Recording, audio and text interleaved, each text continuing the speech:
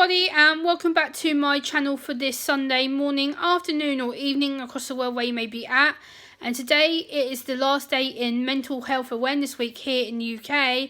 And again, my good friend, my online brother Joshua, decided that he would volunteer a topic for me.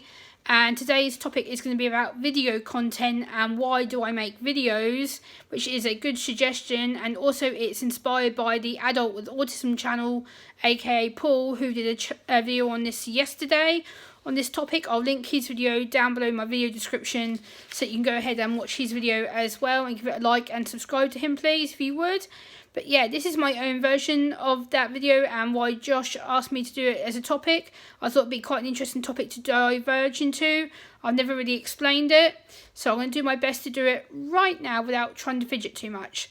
So, as somebody who lives with anxiety disorder and autism spectrum disorder, I thought it'd be time to talk about why I decided to do videos as someone who is late diagnosed in her 20s, who's now in her early 30s. So, as many of you know, I got diagnosed with autism back in 2014 at the age of 25. I'm now nearly 34, so it's been quite nearly 9 years since I got diagnosed. And at first I went onto YouTube thanks to my autism social worker at the time, who asked me to research autism just to give myself an idea of what autism is and how it could affect me, and to look for some guidance, research and support. So I went ahead onto YouTube and typed in autism and researched for weeks and weeks and weeks and weeks, every day, day in, day out. And the one thing that kept coming back to me was the fact that I couldn't see any youngsters my age talking about autism. All the videos that I found around autism were for young children or for babies. There was no young adults around my age, especially in the mid-20s, early 30s age group. There was a couple of older adults who I started following and talking to, but none around my age. So I went back to my social worker and I said, hey, there is nothing on YouTube for me. There's no research, there's no content for my age group. What am I going to do?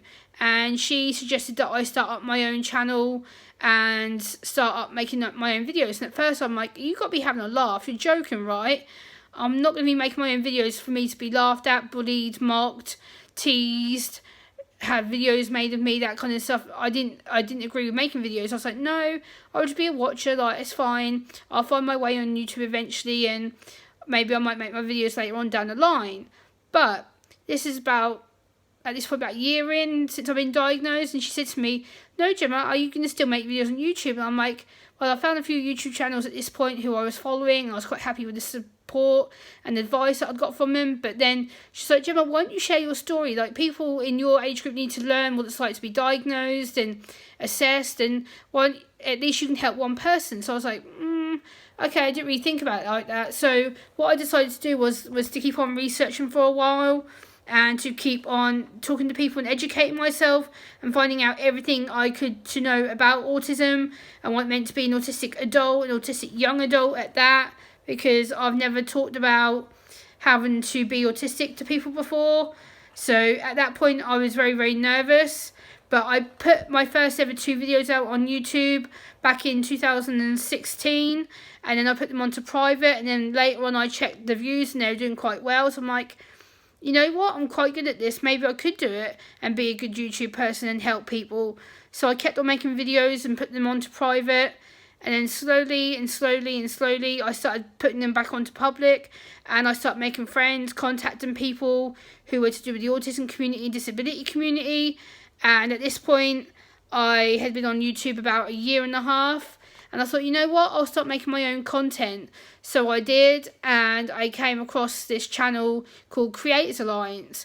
And I later found out his name was Jeff. And me and Jeff struck up a fond friendship because he worked in the field of autism for over 6 years. And he worked with autistic children, autistic adults who were being assessed at that point. And he then invited me onto his channel to get interviewed. So I went onto his channel being very naive at that time, didn't really know what YouTube was about, didn't really understand the trolls or the bullying or any of the name calling situations that happened. And then Jeff got very attached to me, and we became more like a brother and sister relationship, and we connected onto Facebook, and we started talking and communicating and making videos together behind the scenes. And yeah, it got slowly, we started building a good relationship. We started doing streaming together, which at this point I never known what streaming was about. I didn't really understand the temperament of it and what it was like to go public as an autistic adult, and the reaction that I got on some of Jeff's streams. But yeah, again, I started finding my feet. I started finding out what YouTube was about with regards to autism disability. I soon realised that people with autism and disability were not welcome on the platform.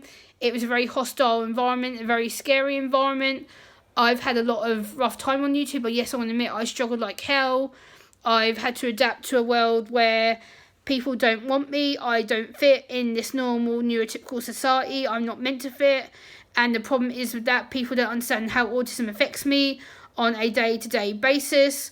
So this is why I make videos to educate people, especially over the 8 years I've been doing my volunteer work for the local autism service, the local hospital, the local police, the local radio station in my area, to break down the stigma surrounding autism, especially within females and young girls, because the stigma is so stereotyped that, oh, because you're female, you function, you talk, you're polite, you're well-mannered, oh, you can't be autistic because there's nothing wrong with you.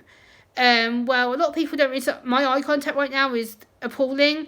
Like, I have to keep turning my head and looking up at the camera, and having this camera in my face is kind of scary because you don't know the reaction you're going to get from someone watching this. And again, I'm having to keep still and not fidget and not waffle. So that's where I have my little handy script on my lap next to me, but I will actually bring it up to the camera. There you go. My handy little script that keeps me on key. But yeah, I've not had the smoothest road on YouTube. I made some massive mistakes. Yes, I have. Am I proud of it? No. Am I ashamed of mistakes? Yes, I am. And I've learned to change and be a better person. I hope I've made an effort to help educate people and get my story and experiences out there. YouTube has helped me to get a thick skin. It's really helped me to develop my personality and who I am. It's helped me to get my message and my story out there.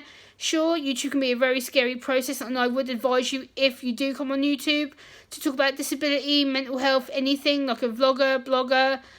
Make sure you have guidance and support and a support network around you, because I was very naive, immature, didn't really know what the hell I was doing on YouTube at all for the first, I'd say, 2-3 years maybe. But now I've been on here 8 years, and I've learned to protect myself and have a vital support network around me and great mods who protect me when I'm streaming. So again, friendship I'm especially thankful for, especially for Jeff and Josh and Raven and other people who have been my friends since I've joined this YouTube adult community and YouTube in general.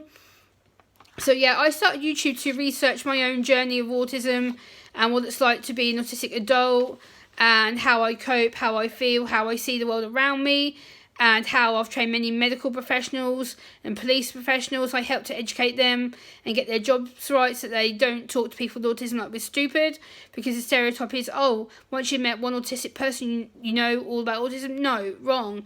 Once you've met one autistic person, you've met one autistic person. So that needs to break down the stereotype, and that we all are on different levels.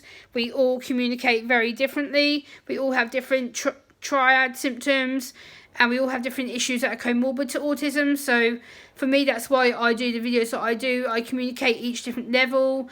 I communicate my symptoms, my experiences, how I see the world, and how I do to be successful. Like I said, I am independent. I live on my own, in my own apartment. As you can see, this is my lounge where I'm filming in right now. This is my favourite filming room. I love to film my lounge. I think it looks more professional, and yeah, I just love filming in my front room. It's just a cozy room. It feels good to me.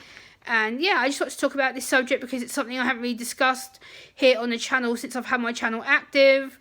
And being on a public platform has really opened my eyes up to the amount I need to be careful what I might say in the future, or previous videos that I've put out there. I've kind of need to realise that my language might not be appropriate, therefore I need to try and tone down the language, which is another thing I'm doing. But yeah, I hope you've enjoyed this video. Please like, comment, share and subscribe to my channel, and I would really appreciate it. Bye!